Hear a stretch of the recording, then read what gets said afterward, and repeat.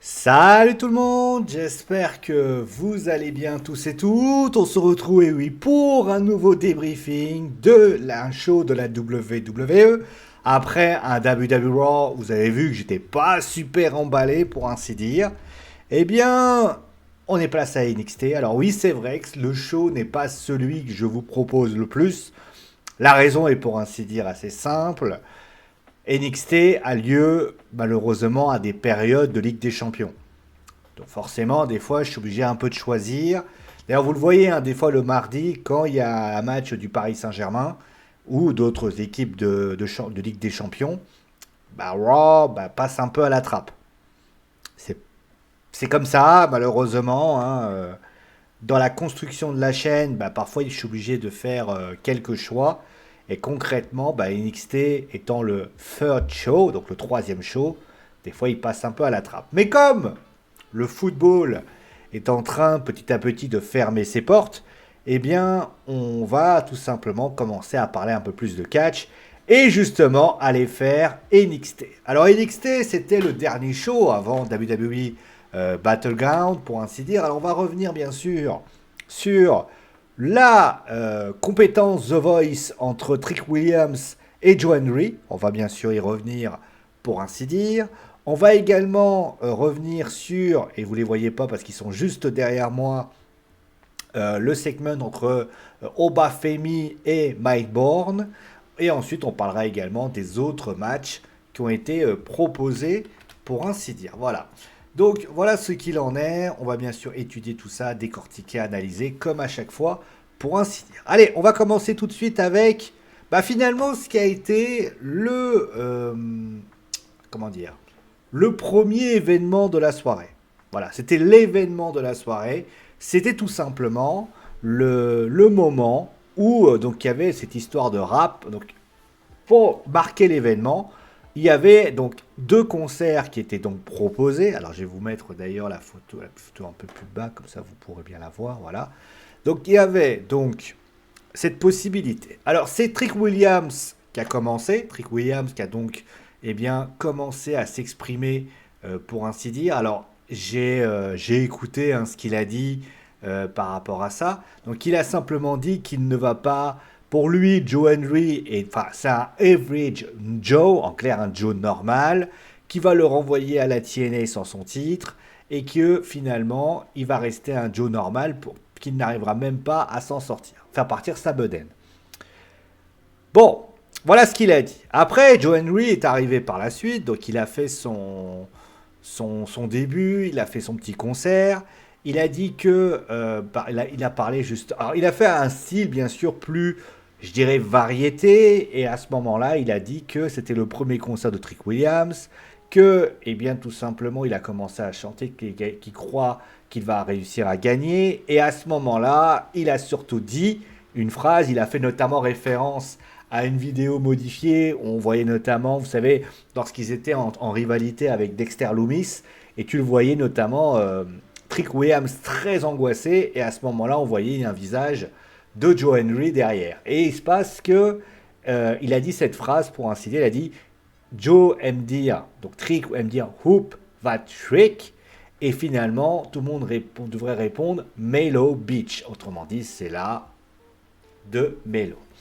Donc à partir de là, Trick Williams est venu, il a commencé à dire que il vivait dans le passé, que encore une fois, Andrew était un Joe normal, il y a eu un affrontement, et vous le voyez derrière moi, enfin à côté de moi maintenant, il y a notamment un trick shot qui a été donné, mais il y a eu un coup de guitare qui a voulu être donné, et à ce moment-là, Andrew lui a dit, il a fini sa chanson pardon, en disant tout simplement qu'à la fin de la journée, il resterait le champion TNA. Alors je ne sais pas qui va gagner, peut-être un match d'ailleurs qui ça fait. Je me demande si la WWE peut faire pression sur la TNA pour qu'un titre soit donné. C'est déjà arrivé, hein, on rappelle avec la AEW. La AEW avait notamment eu le droit de récupérer, Kenny Omega avait récupéré le titre suprême.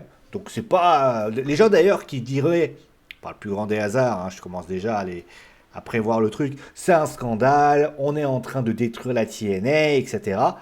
L'argument que vous pourrez leur dire, fans de la WWE ou fans de catch, c'est que Kenny Omega l'a fait aussi. Donc si la AEW l'a fait et ça vous a pas dérangé, je ne sais pas pourquoi ça vous dérangerait que la WWE le fasse. Je veux dire, il faut quand même être un peu cohérent par rapport à ce que vous dites. Voilà. Donc, après, la question que tout le monde se pose, c'est qu'ai-je pensé des deux segments? Alors, d'ailleurs, bon, la première chose à dire, c'est que Joe Henry a tout simplement écrasé dans son concert. On va dire que... Alors, déjà, première chose, je sais ce que certains vont me dire. Oui, messieurs, il y a hier, enfin, oui, hier d'ailleurs, tu étais très critique du fait que Logan Paul est venu, etc., etc. Là, tu es carrément en train de dire que c'était sympa. Et là, bah, je trouve, moi pour moi, c'est un peu pareil. Trick Williams qui casse un peu le mythe, pour ainsi dire. Il n'y a pas grand-chose, pour ainsi dire. Et il y a un peu un truc de concert. Moi, je suis pas là pour voir des concerts, je suis là pour voir des matchs. Alors déjà, la première chose à dire, c'est que si Trick Williams a fait un rap, c'est parce que Joe Henry fait de la musique. Donc déjà, il y avait une cohérence au niveau de ce qui était proposé. La deuxième chose que je voudrais aussi dire, c'est que la vérité, c'est que oui, certes, Trick Williams est arrivé avant, et puis par la suite, il y a eu Joe Henry.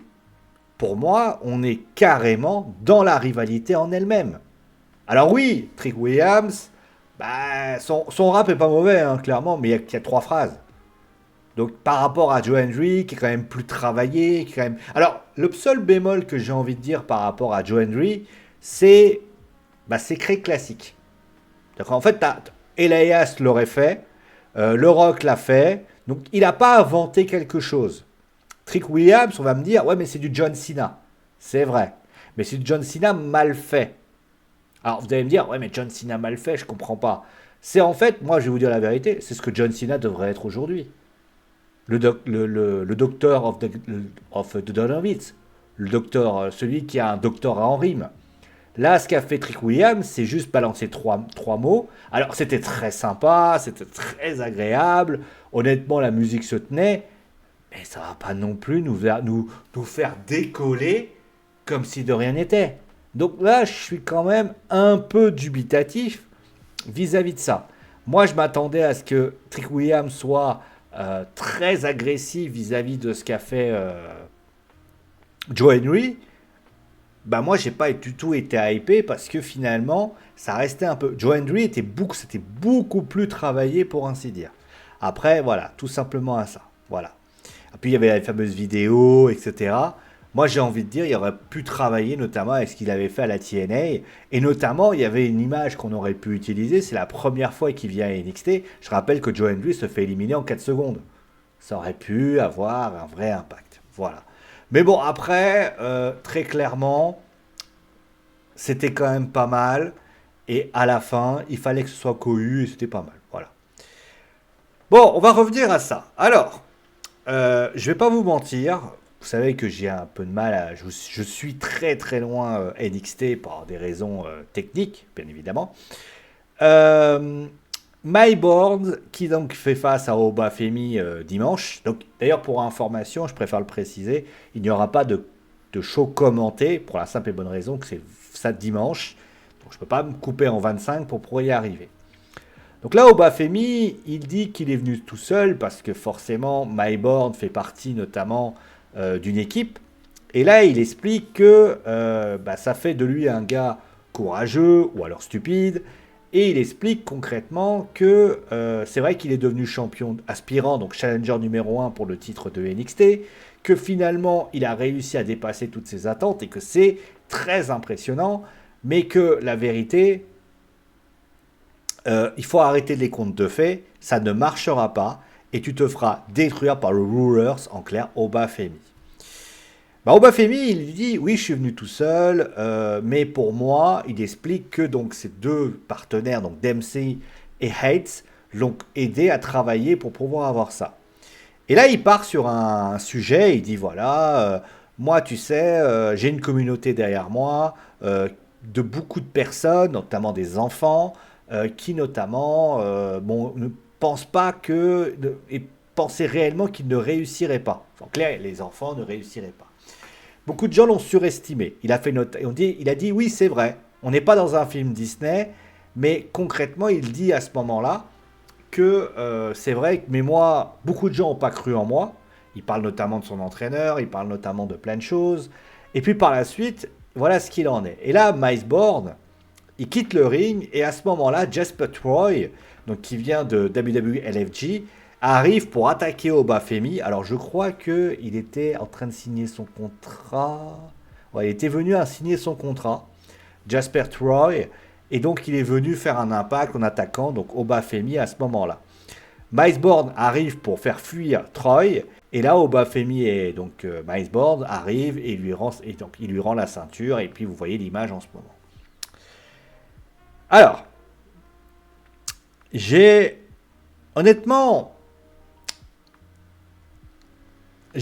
alors encore une fois, Miles Bourne, le segment n'est pas mauvais. Et en fait, je vois à peu près là où ils veulent en venir. En fait, Obafemi, c'est le rulers, mais c'est la force pure capable finalement de détruire n'importe qui et n'importe quoi. Et en fait, bah, en réalité, celui qui est opposé à Obafemi, bah, le truc, c'est que c'est compliqué pour lui d'exister. C'est un peu ce qu'il dit en fait. Il dit, t'as réussi à remporter un match pour le titre, c'est bien, mais à un moment donné, il faut que tu arrêtes de croire, on n'est pas dans un film Disney, tu vas pas réussir à gagner face à moi parce que je suis plus fort, parce que si... Alors il le dit pas, hein, mais il le fait comprendre. Et là, Miles Bourne part dans un truc qui dit, moi, ce que tu dis là, on me l'a déjà dit en fait. En fait, on m'a toujours dit que j'étais pas capable de faire quoi que ce soit. Il fait des références notamment à ses entraîneurs, etc., etc. Et au final, il va tout simplement réussir à tout faire pour gagner lors de NXT Battleground. Et ça, c'est bien. Et honnêtement, le segment, en fait, tu te dis, et c'est là que je vous dis qu'à Raw, il y a un problème. En fait, l'idée, c'est simple. Ce que dit la WWE, c'est qu'on est en face d'un monstre qui est Obafemi, et qu'en face de lui, il a un underdog qui s'appelle Backboard. Et que, bah, au final, s'il réussit à gagner, bah, au final, on pourra dire qu'il a détruit, qu'il a mis en pièces les pronostics. Alors après, je vais pas vous mentir, le segment Miles Bourne, on voit que parler au micro, il va falloir quand même qu'il bosse, clairement. Mais moi, j'ai trouvé que, en tout cas, ça tenait la route. Après, pour l'intervention de Jasper Troy, j'ai un problème pour une raison. C'est que je vois pas l'intérêt, si vous voulez. L'intervention de Jasper Troy, moi, je me suis posé la question, à quoi bon? Pourquoi avoir fait intervenir Jasper Troy? Alors, vous allez me dire, oui, mais parce qu'il y a WWE LFJ. D'accord, il n'y a pas de souci. En plus, mais on les avait vus. Ils ont signé un contrat, je crois. Attendez, il n'y a pas que lui d'ailleurs. Il y avait une autre lutteuse, je vais vous donner le nom. C'est Tyra May Steele. Tyra May Steele qui donc leur dit, voilà, parce qu'ils ont remporté. Ok, mais Jasper Troy, ça veut dire quoi au final? Ça veut dire qu'il veut attaquer Obafemi? Ça veut dire qu'il va vouloir un match de championnat? Aussi rapidement? Non, moi j'aurais été à la place de lui, j'aurais attendu un petit peu. J'aurais voulu... Parce que, excusez-moi, mais encore une fois, je vais revenir sur un point. Tous ceux qui étaient là, ils ne suivent pas forcément NXT, hein, et pas forcément LFG. J'aurais préféré qu'ils participent je crois je ne sais pas s'il a participé d'ailleurs. Peut-être à un match où justement il aurait fait un impact qui aurait porté quelque chose. Ça aurait été intéressant, ça aurait... Là, attaquer Obafemi par derrière, au final, on va dire, ok, c'est cool. Mais après quoi bon? Donc voilà. Donc, voilà ce qu'il en était à dire. Donc après ça, on a eu ça. Très bon match. J'ai voulu faire un petit zoom sur ce match. Franchement, le match avec la victoire donc alors c'est Sean, que je retrouve le nom, Sean Legacy. Voilà, Sean Legacy, qui donc a tout simplement battu Ashante Adonis et Jivon Evans. Donc c'était un match d'ailleurs qui désignait le challenger numéro 1 pour le titre d'Amérique du Nord, détenu par Ricky Sens. Alors il faut savoir qu'Ethan Page est encore venu semer la zizanie. Je vais la faire très courte, hein. Il y a deux choses. La première, c'est pénible. En fait, j'ai quitté Ethan Page, il avait défoncé Jevon Evans au niveau de la mâchoire. Il revient, on est quoi? Il continue. Mais en fait, ça n'a ni queue ni tête maintenant. En fait, le gars, il vient, il attaque. Ouais, mais en fait, il faudrait une finalité à tout ça. Ethan Page, d'accord, t'attaques tout le monde. Mais excuse-moi, mais il va falloir peut-être construire quelque chose. Et c'est vrai qu'au début, tu voyais le changement de caractère, beaucoup plus dur. Pourquoi pas? Mais ça suffit pas en fait, les frérots. Ça suffit pas. Parce qu'à un moment donné, ça veut dire quoi au final? Ça veut dire que Ethan Page, c'est un mec qui frappe. Ok. Et après quoi? Je veux qu'on me remarque. On te remarque. T'as pas besoin de le faire. Alors oui, t'as perdu contre Ricky Sens la dernière fois où vous vous êtes affrontés. Ok. Mais à la limite, ça t'aurait décrédibilisé. Parce que t'aurais gagné par disqualification, ça aurait été plus fort. Et en plus de ça, maintenant c'est Sean Legacy. Bon, après, pour le match, en tout cas, il était exceptionnel. Franchement, j'ai adoré ce match. C'était l'opener et honnêtement, j'ai pris un plaisir de fou à suivre cette rencontre. Sean Legacy, moi, je m'attendais à ce qu'ils soient un peu plus en retrait. Pas du tout. Ashante, bah, vous voyez, eux qui étaient notamment dans des... Vous savez, Ashante, c'est celui qui était avec BFAP, qui était notamment dans les Heat Raw. Et j'avais fait une vidéo d'ailleurs, je crois, sur eux. Et c'est vrai que, bah, faut quand même l'avouer, Ashante, il est parti du côté de NXT. Alors, moi, ce qui me fait un peu peur avec Ashante, c'est que Ashante, d'ailleurs, il a embrassé une fille dans les clowns publics. J'ai pas trop. Alors, je sais que c'était une histoire parce qu'il était avec Carmen Petrovic, mais j'espère que la personne était consentante. J'espère en tout cas. Par contre, pour Ashante, attention à ne pas trop faire tourner un peu tout ça. Il a du talent. Mais moi, en tout cas, si je devais choisir Jevon Evans, pourquoi pas? Sean Legacy, c'est trop tôt. Ashante, s'il part dans les rosters principaux, il se fait défoncer. Il se fait défoncer. Honnêtement, il s'en sortira jamais. Donc ça, c'est quand même un petit peu gênant par rapport à tout ça. Voilà. Et donc pour la suite, on va parler rapidement de ça. Donc le match par équipe en haut à gauche, moi j'ai pas trouvé. Alors voilà, ça a été une victoire des OTM. Oh, j'ai pas trouvé ça. C'était plutôt un petit squash. Il y avait des petits trucs intéressants, mais c'était sans plus. La victoire de Kelani Jordan, c'était très bon match entre les deux. Alors je suis toujours un peu surpris que Zarya, c'est un peu la Piper Niven, c'est un peu. Donc en fait, on la protège, mais bon, c'était pas mal. Honnêtement, ouais, franchement, c'était bien. Et c'était pas inintéressant. Voilà, il y avait quand même deux forces de style, et ça, c'était cool. Et pour ensuite, bah, c'est la guerre entre les Fatal Influence, puisque Jessie Jane et Fallen Lee sont en train de se disputer, parce que, bah, alors, d'après ce que j'ai entendu, bah, c'est finalement Fallen Lee qui parlerait mal de Jessie Jane. Forcément, ça il y a une... Alors, juste pour parler un petit peu de ce match, avant de parler de ça, moi j'ai bien aimé parce que... Alors, certains vont me dire, ouais, mais c'était un match sans plus. Lola Vice, elle a son style, et c'est pas mal. Fallen Henley était pas dégueulasse. Franchement, elle a fait une super prestation. Après, pour ce qui s'agit de la guéguerre entre Jessie Jane et Fallen Henley, bah écoutez, on va voir ce qu'il en est. Mais moi, j'ai peur que la séparation entraîne finalement la fin d'une des deux. Parce qu'il va falloir à un moment donné qu'on décide. Surtout que moi, ce qui m'inquiète, je vous dis la vérité, c'est que Fatal Influence, ça pourrait plus arriver en ressort principal ensemble. Je ne comprends pas l'intérêt de les séparer en fait. Parce que le problème, c'est que si Fallen Henley arrive dans le roster principal, admettons, ils sont en train de décider, ils sont en train de réfléchir à faire monter Fallen Henley. Qui peut être une bonne idée, hein, dans un sens. Elle n'est pas non plus super méga. Enfin, c'est pas Roxanne Perez, vous voyez ce que je veux dire? Vous allez me dire, ouais, mais Roxanne Perez, elle jouit de Booker T. Elle jouit de la popularité liée à Booker T. Ne faites pas dire ce que j'ai pas dit. Mais le problème, en fait, c'est que Roxanne Perez, elle avait fait quelques bonnes choses, elle était plutôt remarquée, on la voyait un petit peu. C'est comme Julia. Julia, elle est arrivée, titre de NXT. Et puis, bah, concrètement, elle a quand même apporté quelque chose. D'ailleurs, je trouve qu'elle est montée un peu vite. Fallen ND, c'est vrai qu'elle commence à traîner un peu trop. Mais il va falloir que on sache qu'est-ce qu'on va en faire si elle monte. Moi, aujourd'hui, je vous dis la vérité. Kelani Jordan, ça peut être intéressant pour un truc par équipe. Lola Vice, ça peut être très intéressant, notamment, hein, parce que, je rappelle, hein, il n'y a plus de lutteurs UFC, combattantes, faut dire, de fighters, pour ainsi dire. La seule qui y était, c'était Shayna, elle a été licenciée.